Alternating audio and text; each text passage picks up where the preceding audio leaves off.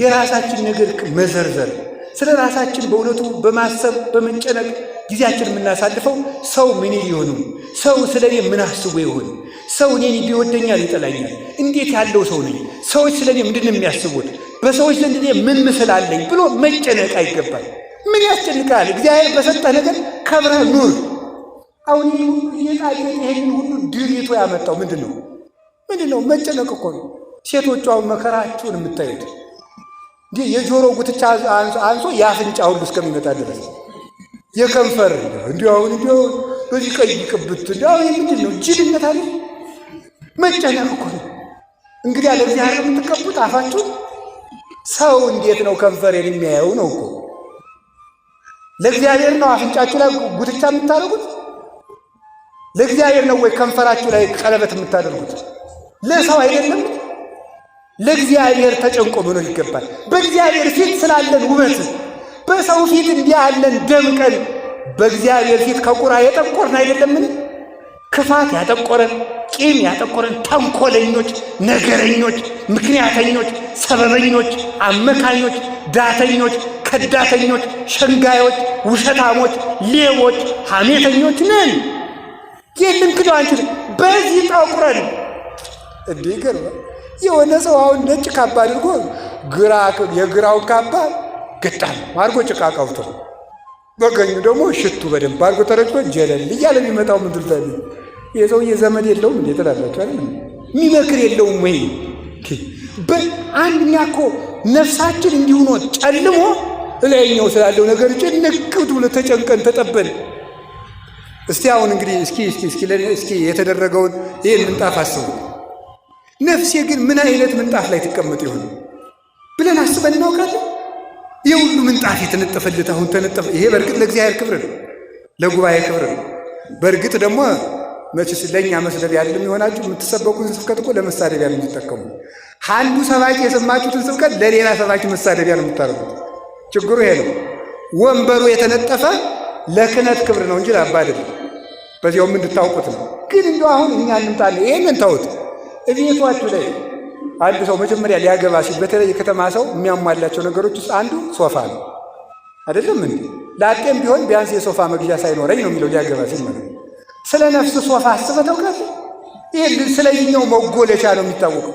ነፍስ እንዴት ያለ የሚቆረቁር ገሃነም ላይ እንደምትወረወር አስበን እናውቃለን? ስለ ነፍሳችን አልጋ አስበን እናውቃለን?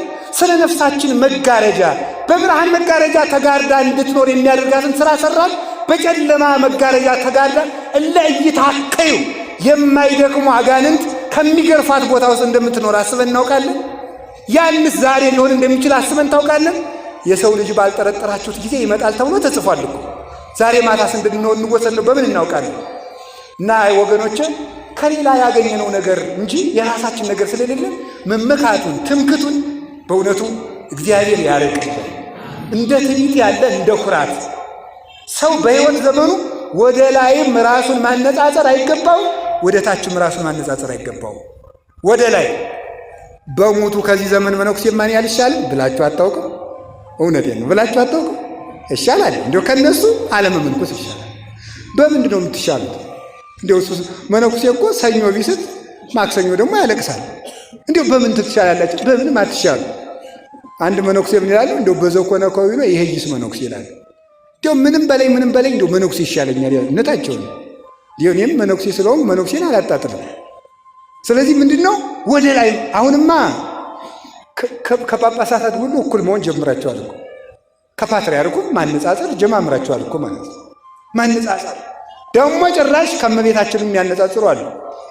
ማርያም እንዲህ ነበር የምታደርገው እኛም ይላል ደግሞ። ወይ ጥጋ ምን አለ በእውነቱ አፍ አይከለከል ነገ በሞት ይከለከላል እንጂ። ስለዚህ ራሳችን ማነጻጸር ሙልጭ አድርገን መሳደብ የስድብ ሰማዕታት እኮ ነን እኛው። እዚህ የስድብ አክሊል ልትቀበል የስድብ አክሊል ሊያቀዳጅ ክርስቶስ ተሳድበን ይልቁንስ ስድቡን ተውና ስራ ብትሰሩ ይሻላቸዋል። መድኃኔ ዓለምን ሊያሳልፍ ሲመጣ ምን ሥራ ሰራህልኝ ነው እንጂ ጎሸኔ ልጅ ሊቀ ጳጳሱን አጥረገረክልኝ ብሎ ሊሸልም መስሏል። በስድብ አክሊል ልትቀዳጁ ነው።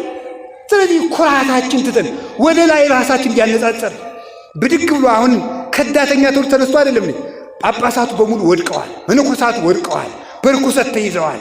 አጋንንት አለባቸው። የ666 ተከታይ ናቸው። ስለዚህ በቃ እኛ የተሻለ ትውልድንን ከዚህ ትዕቢት እግዚአብሔር ይሰውረን። እንዲሁን የማምላክ መቁጠሪያ ሲቆጥሩ ሲያለቅሱ ኖረው ከገዳም ስንት ዓመት ተፈትነው የመነኩሴን የወሩን ፈተና እንኳን እንደሆነ ባቀመሰልኝ እግዚአብሔር ለእናንተ የአንድ ወሩን ፈተና ባቀመሳችሁ አብዳችሁ ነበር የምትሄዱት። ልብሱን ካለበሳችሁ ሰይጣን የእኛን ፈተና አይፈትናችሁ? በምን ታውቁታላችሁ? እነዚህ ሊቃነ ጳጳሳት እኮ ስንት ዓመት ተፈትነው ነው። እኔ ጳጳሳት ልካውኝ እንደምናገር እንዳይመስላችሁ፣ እውነቴን ነው። ነገ የሚፈረድብንን ነገር ነው የሚነግራችሁ። እንዲሁ ምን አለ እኔ ክፉ ነኝ ማለት እንጀምር እስቲ። ሁላችሁ እኔ ክፉ ነኝ በሉ። እኔ ክፉ ነኝ ካልን ቅዱስ ጳውሎስ እንዲህ አለ፣ ለመኮነነ ርዕሰነ እሚተኮነነ፣ በራሳችን ላይ ብንፈርድ ባልተፈረድብን ነበር ብሎ እንደተናገረ።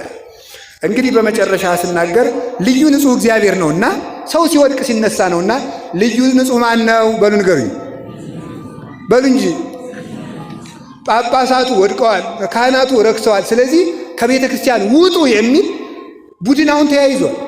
የመንደር ተኩላ ከክርስቶስ ሥጋና ደም አውጥቶ በየመንደሩ ዳቦ እያስቆረሰ ቀይ ቢጫ አረንጓዴ ባንዲራ እያሳቀለ የኢትዮጵያ ትንሣኤ ተቃርቧል የሚል የመንደር አውደልዳይ በስቷል። አሁን እኛስ ቢሆን ጳጳሳት አይሰናከሉም ብለናል።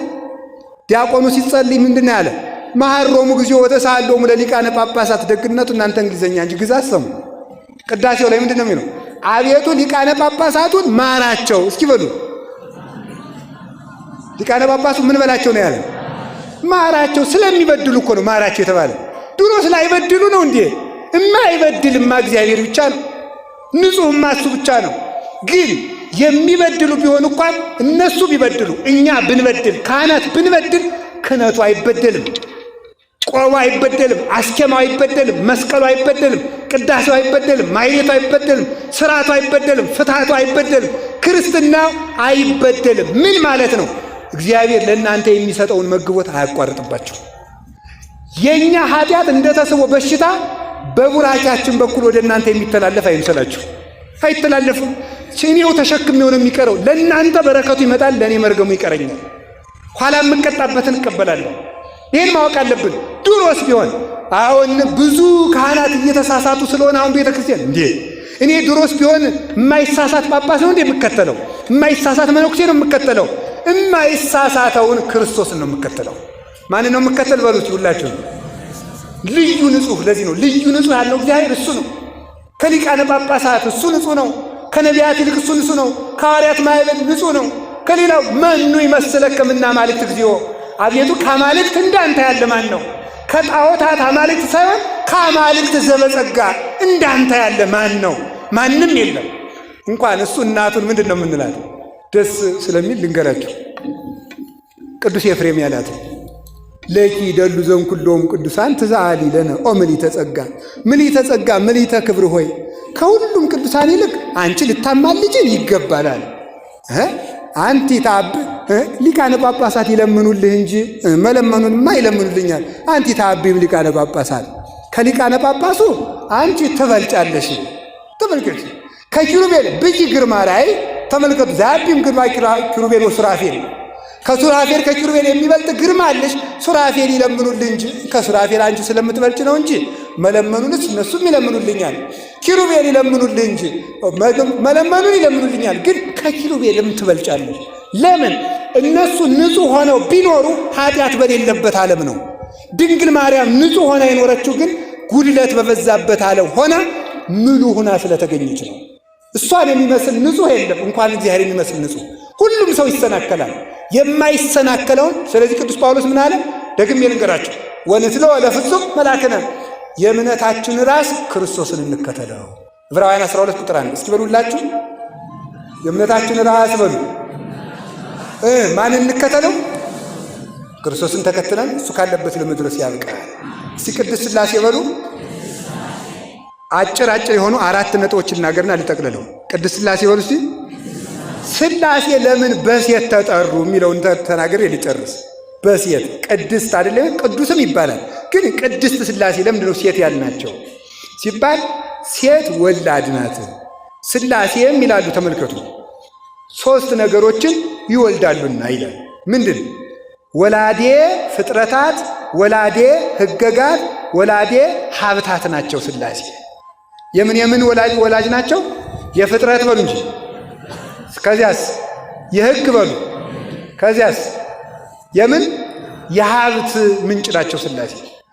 የአባታችን የአቡነ አረጋዊን ገድል የጻፈው ሊቅ እንዲህ ብሎ ይናገራል።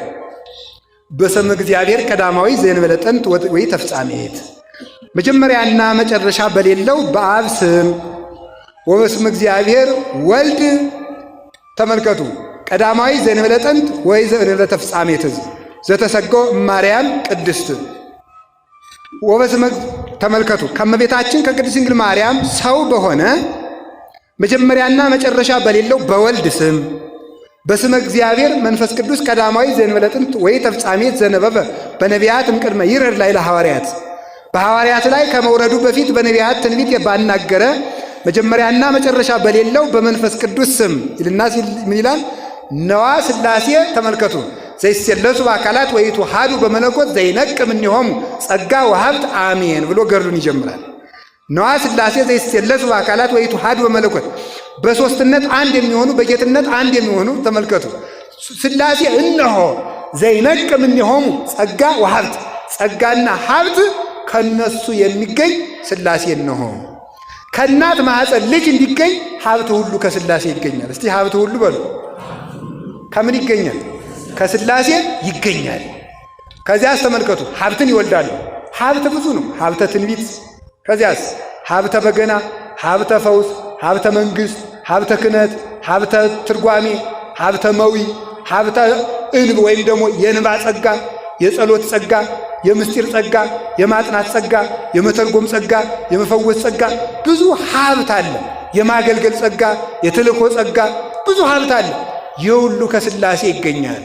በምን ይሰጠዋል ሲባል እንደ ሃይማኖቱ ጽናት እንደ አእምሮ ስፋት ይላሉ ሊቃውንቱ። እንደ ሃይማኖቱ ጽናት በሉ እስቲ። እሺ ሀብት ከማን ይገኛል? ከሥላሴ በሉ እንጂ። ሀብት ከማን ይወለዳል? ከሥላሴ። በምን ይገኛል? እንደ ሃይማኖቱ ጽናት አትሉ? እሺ እንደ አእምሮ ስፋት። እንደ አእምሮ ስፋት ማለት ነገር አላፊ ልበሰፊ የሆነ ሰው ሀብተ ሥላሴን ያገኛል። ታጋሽ አለ ልበሰፊ የሆነ ሰው ማለት ነው። ያልቸኮለ ሰው፣ በሰውም በእግዚአብሔርም የማይቸኩል።